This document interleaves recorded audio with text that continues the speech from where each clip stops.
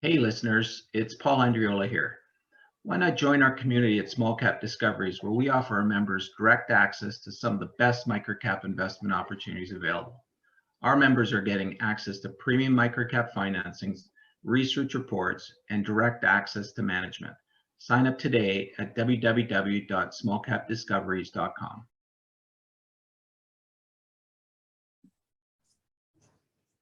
Hi, everyone. Welcome to the Small Cap Discoveries conference call. Today on our call, we have back the Vice President of Investor Relations and Corporate Strategy, Steve Lee, and the CFO, David Montpetit from DBOX Technologies. DBOX trades on the TSX exchange under the symbol DBO. The company is currently trading at 10 cents with roughly 222 million shares outstanding, or about a $22 million market cap. I now hand it over to Paul Andriola. Thanks a lot, Trevor. Yes, great to have Steve and David back. DBOX, we talked to you guys about 6, maybe 8 months ago.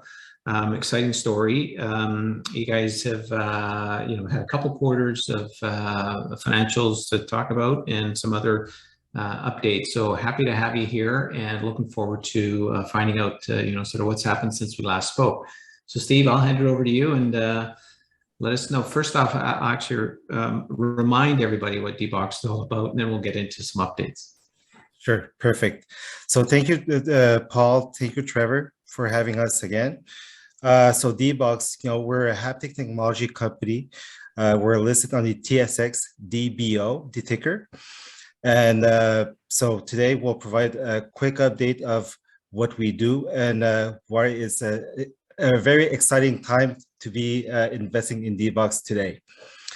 And so quickly, DBOX, we've been a haptic technology business for the last 20 years, where we've been evolving the technology and we've been addressing primarily the entertainment sector. We have a great presence in the commercial entertainment with movie theaters, theme parks, location-based entertainment, museums using our technology. One of the key exciting areas that we'll be talking a bit later today is all the new venues where we see opportunities in sim racing and how it can transpose into also gaming. And so there's a lot of different applications that we're very excited about the opportunities going forward. Here's a disclaimer. I'll remind everybody here today that, this is not to provide any forward-looking guidance. DBOX don't provide any guidance, but, obviously we'd like everyone to do their own due diligence and, hopefully to have you guys as shareholders. So one of the key things with DBOX, in Q1 is that we've delivered another quarter of growth. For us, we've said in the past, when there was a management change 3 years ago, that the focus will be to grow profitably in a profitable manner. Obviously, the pandemic hit us, and that has impacted us tremendously. However, we're coming back pretty strong.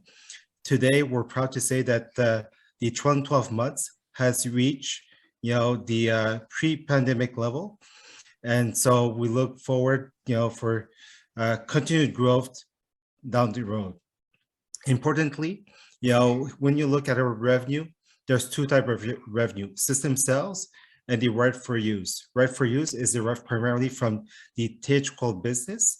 And obviously with the big blockbusters that has shown, like Top Gun, Doctor Strange, Jurassic World, we had a fantastic quarter. Actually, it was our highest quarter for right for use revenue ever. So this is a record for DBOX, a quarterly record.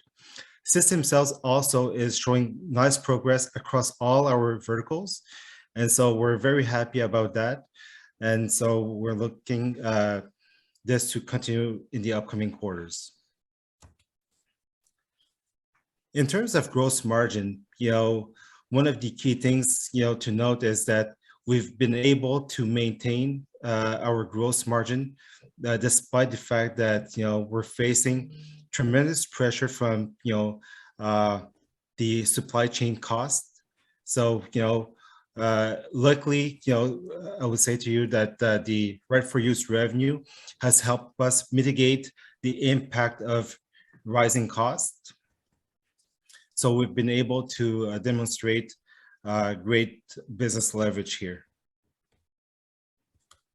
So I can say, Steve, that we can say that we manage, we cope facing the supply chain issue right now, which was very global at some point in time. I think that the logistics side now is much more better than it was a couple of months ago. We're still facing delays in getting the component from Asia, the electronic component. This is still one of the issue that we're still facing. We are able to meet our customer orders, but the challenge is really to make sure that we have proper demand in the future. And in terms of EBITDA, this quarter, was our fourth consecutive quarter of positive EBITDA. On a 12-month basis, we're now at 2.1 million. And so this equates to about 8.4%, margin, EBITDA margin on a 12-month basis. For us, as I mentioned before, our philosophy is to deliver profitability and growth, and this is something we've delivered again this quarter. Some of the other key highlights, despite the great movies that played during the quarter, was this extension of this relationship we have with EA, where we encoded the game F1 2022.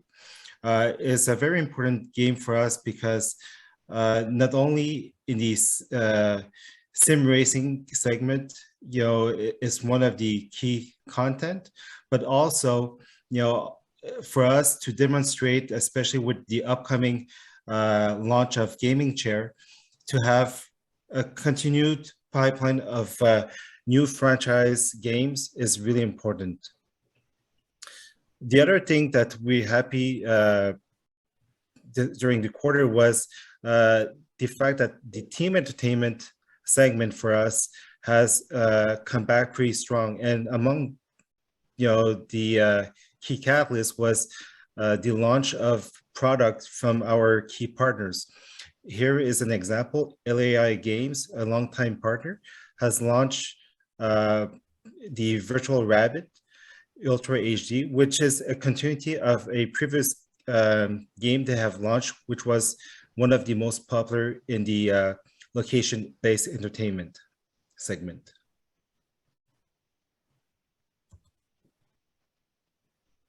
Now, a lot of investors have been calling me on this Cooler Master deal and when we're going to be launching this new chair. And here it is. Today we can see is very close to becoming.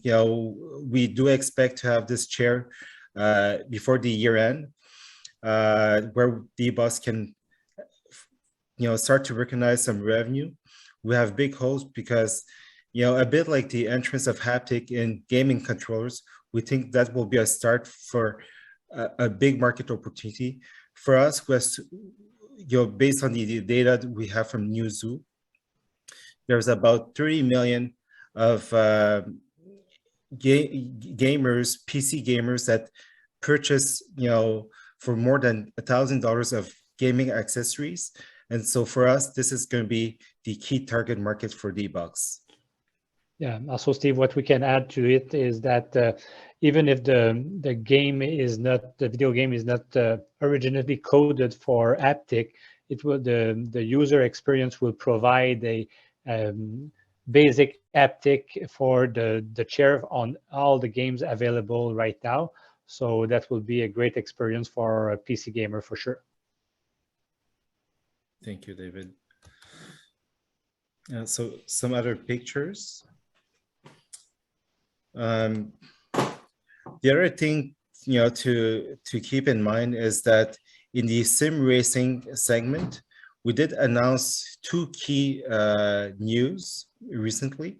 One towards the end of Q1, where we mentioned a deal with Kindred Concept, in which D-Box, his partner has been chosen, to deliver 60 simulator per center, and the deal is going to be up to 30 sim racing centers.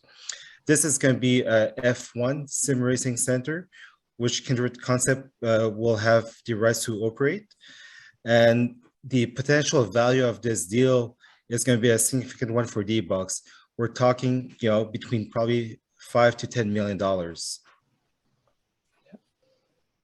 And these deployment will be done within with the new generation of actuator that D-Box announced 2 weeks ago, and where we are able to install and be able to these actuator will be able to be used much more easily than before, providing the same experience, the quality experience of D-Box. Exactly, and the first sim racing center will be open in October in London, and we do expect that will be a key market location for the F1 and Kindred Concept. The other news we have in the sim racing space, is related to the Formula Grand Prix in France, in which D-Box was able to showcase a haptic platform with Mercedes-Benz. So Mercedes has invited D-Box to demonstrate, a new type of platform, which is the size of a pizza box, and where you can have the haptic experience like we have been delivering in the past. This new design is key is it going to be easier to install, and we'll also be using the latest generation of technology that David just mentioned. During the weekend, I think we had more than 15,000 people that tried the simulator in the Mercedes D-Box area, and it was a very successful event. And we're really proud of what has been done with our partner to be able to showcase that within the Formula One Grand Prix. And I think, Steve, I don't know if you mentioned it, but also the new F2022 video game from EA, which we are a certified partner, has been also launched during the summer, and that was the game that was used within this Grand Prix showcase in France within our simulator. Perfect. So in terms of the G5, new haptic system from D-Box, this will enable D-Box to fight against the rise of inflation. It is designed with more software to control, and so we're going to be less hardware dependent. And so that's going to be a key to the next generation of haptic system for D-Box. The other key benefit is going to be easier to integrate with more device, and also easier to integrate for OEM partners that we have. The haptic market is very large. D-Box has been in it for a long time. Now we're seeing a growing momentum in terms of potential partners reaching out to us because of our expertise, and we of course would like to leverage that down the road. D-Box, it's not a business that is linear. There's going to be up and downs, but I think we're heading in the right direction, especially with our profitable growth strategy. So that's the closing remarks. David, do you have any other thing to add? No, at this time we can answer a question if there are some. Yeah, no, fantastic. Well, thank you guys. Yeah, a reminder for everybody that's listening, if you've got some questions you'd like me to ask Steve or David, feel free to use the chat function and we'll ask the question.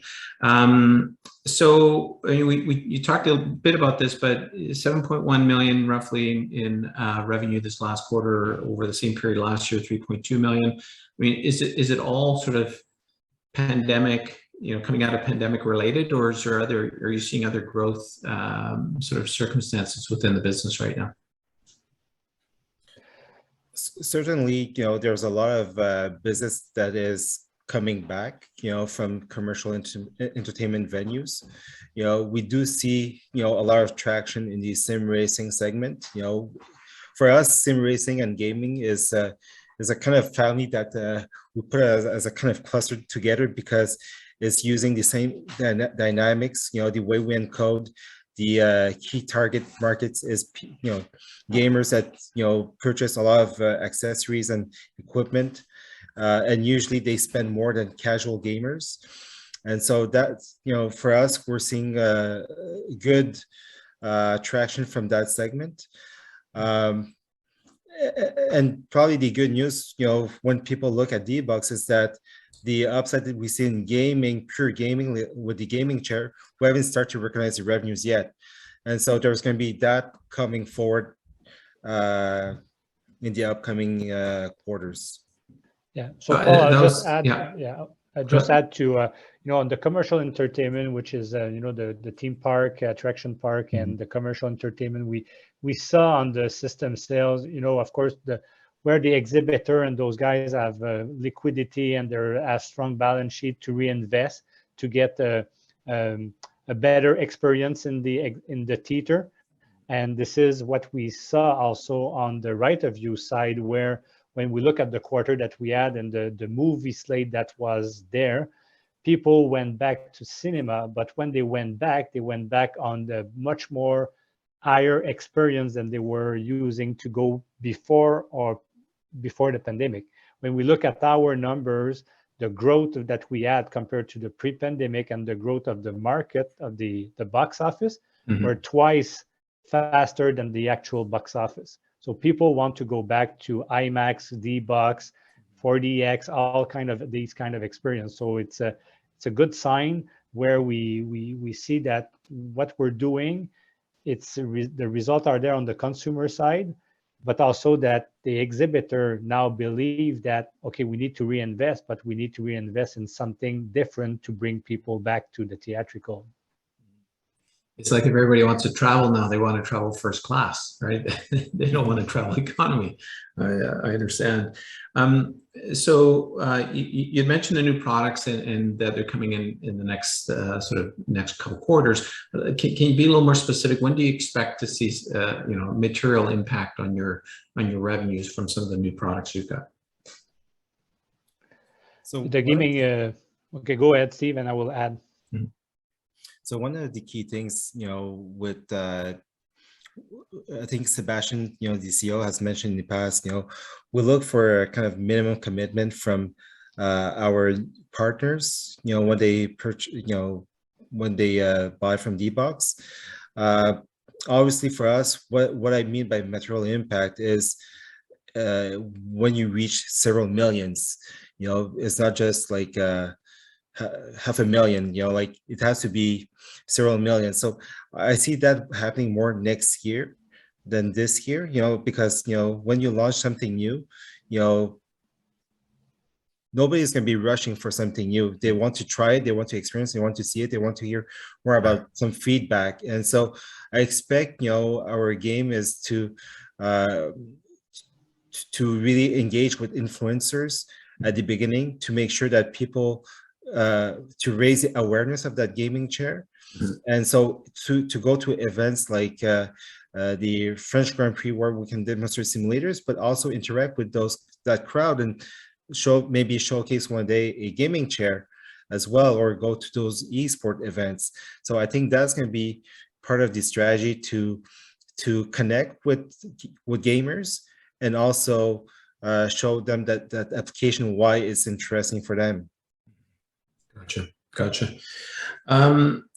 You mentioned sort of supply chain issues and inflationary issues. How are you seeing, like, are the supply chain issues, are they alleviating somewhat, or are they still a big problem? And then inflation, how is inflation affecting you guys? So I think that on the supply chain, if I talk about the inflation, so I think we saw a certain level of stability for a certain period for the last 2-3 months in terms of electronic components. So last year we saw a big, huge increase in cost and pricing for those electronic components. Now it seems to be more stabilized at this point. So of course the prices are still high. I'm not sure that they will go back to the level that they were before, but at least now the increase is stopping. What we need to do in the supply chain to be able to really make sure that we get the right component at the right time is just that we need to put POs and purchase order and work with our customer to really understand more the demand on long term. Instead of looking at the 3-6 month, now we need to look more at the 6, 9, 12 month forward instead of short term. So that's the way that we need to manage it. And as we mentioned earlier, is that with our new product G5, of course, when this is the most recent technology available in the market with brand new electronic component, of course, when we did this product, we make sure that we designed it the right way. And of course, we are able to really more manage our gross margin and gross profit within the actual pricing and cost component. And what other sort of challenges is the business facing, if any? Labor or anything. What challenges do you guys face? I think that of course labor, everybody is involved, and the technology side, and especially programmer and all that kind of stuff. So we need to really adjust ourselves in this area. I think that everybody, the pandemic create a certain vacuum in some area, and now everybody is trying to go back to where they were, and they want to accelerate projects. So that creates a lot of pressure on customer orders, and everybody wants to do everything now, and this is what we need to manage. So it's a good problem, but we need to face it. So that creates a lot of good pressure, and of course to continue to develop the haptic market. Of course, haptic is much more known now today than it was a couple of years ago, but there's still a lot to do. So we're working with our partner like Cooler Master, who will launch they will launch a new gaming chair. So they need to work, as Steve mentioned, with influencer to make sure that their product will be known, which kind of game you can use to play with, what will be the effect. So all of this is new, and of course it will take time to being adopted by the consumer. The same thing that did happen in the theatrical many years ago, where when they launched the D-Box 4DX, IMAX, people start to look at it, and now it's more known and much more people going, but it will be the same process. So we need to face this kind of these challenges and work with the right people to make sure that haptic is developing. Sort of back to the movie side of it. Top Gun was a big movie this year, and a movie that a lot of people would want to see, sort of immersed in all sorts of senses, sensory issues. Do you guys know movies coming in advance? Do you have an idea of other sort of major movies that could be impactful to your business? Yes, so we working with the five major studio out of Hollywood. So we have the slate of movie. We know all the slate for the next year. We know exactly which one will be in the box. It's a negotiation process with those guys. So of course there will be. Everybody know that we will have a new Avatar sometime in December this year. Mm-hmm. There will be a Black Panther. So these are probably the two big movie that will hit. During November and December. There will probably other movie that we don't know that will be a hit, but they will perform well for different reasons, because XYZ public like it. And last year we had some Shang-Chi, I don't remember the name exactly, but it was a very good movie that was completely coming from nowhere, and it was a very good success. So sometimes we think that something is good and it won't be, but we know the movie in advance. Yes. Very cool. Very cool. What, as investors standing on the outside here, what do you think are the major catalysts? I mean, you've got some product you're launching right now. There's likely to be some blockbuster movies, but is there anything else? Like, is there any other catalysts that we should be watching out for in terms of your business? I think we mentioned in the past, business development, we're working very hard to find new partners that could be, the key growth catalyst down the road.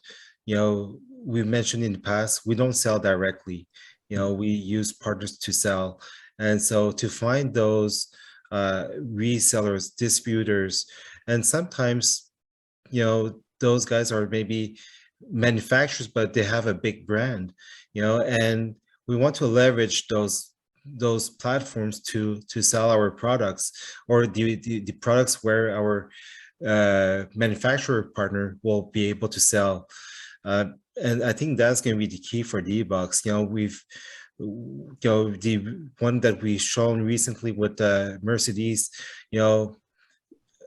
hopefully for us is going to go beyond just a concept. We're working hard, to make sure that this partnership with them will go beyond be just a concept. So, there's things like that can be key to D-Box. The movie theater business has always been a great showcase for D-Box.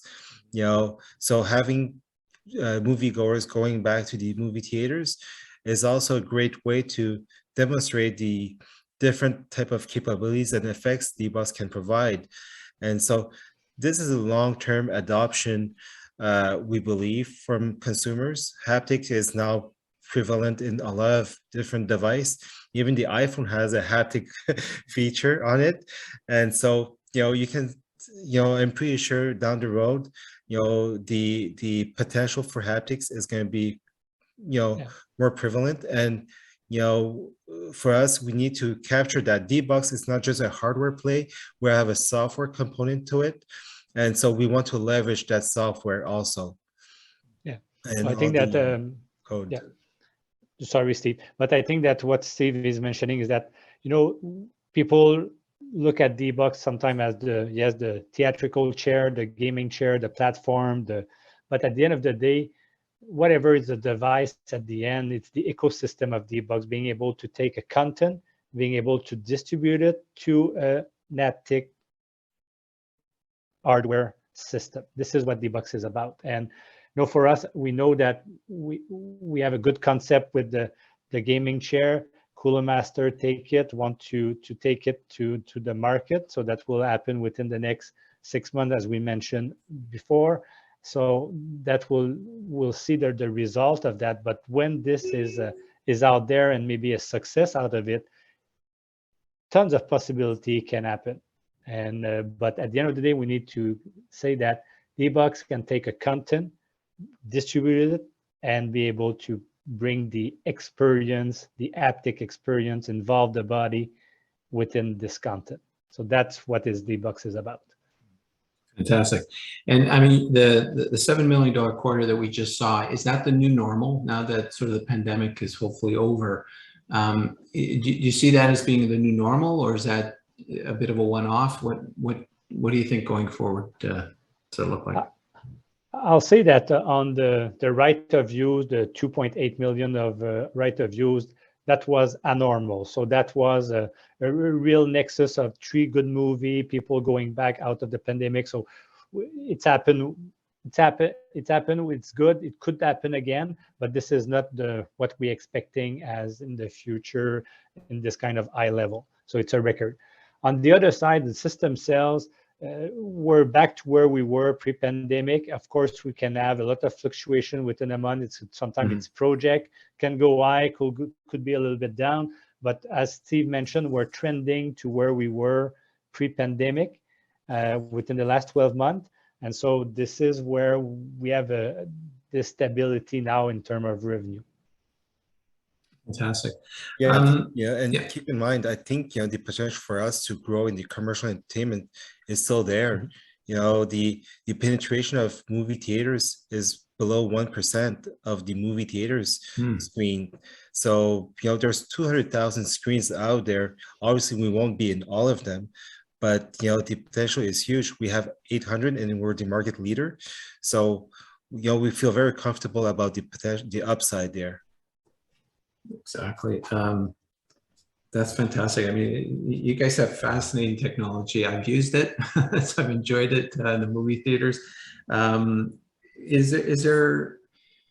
Well, I mean, what do you want to make sure everybody walks away with today? What's the key message you want to make sure that everybody who's listening today really understands about the business? Now that you're back, and now that sort of the pandemic's over and you're sort of back on your stride, what do you want to make sure everybody really understands?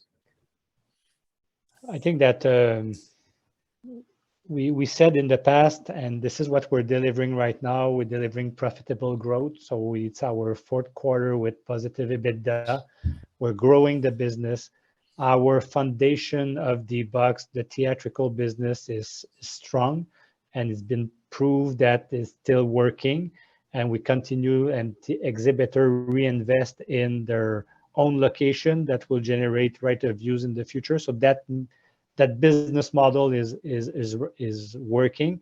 And on the gaming side, we have a strong foundation as well for the last 10 years on the racing side. And now we're launching a new concept of gaming chair, which will bring haptic within all kind of video games that are already existing. So we're moving to develop that concept with partners in that direction. So profitability is there. We continue to invest in the new product, and we want to grow that business profitably. So this is, I think, the key message that the investor need to understand and remind after this call. So do you need to add something? Yeah, maybe one last thing. As a former financial analyst, tech analyst, one of the key things that we were always looking at was always the valuation of companies. And, one of the key things for D-BOX is that the downside, I think, is very limited. We trade at 1x sales, 11x EV to EBITDA. And you look at the amount of patent we have in our books, you look at the value we bring in the movie industry. If this D-BOX disappeared tomorrow morning, we're talking about between 90 to 100 million of gross, box office disappearing, and so, yes, I think there's value beyond the EV to EBITDA multiple that is not seen right now. It's not priced into the stock, and even the technology, that's something else that a lot of big players are calling D-BOX for their expertise of how we would do things. I can't share the names, but it's kind of impressive to see where we're at today in terms of our technology, and hopefully we're going to be able to monetize that soon. Fantastic. Well, listen, thank you. Clearly exciting times for you guys. Really neat technology. It's always great to hear a Canadian company successfully developing a technology like this.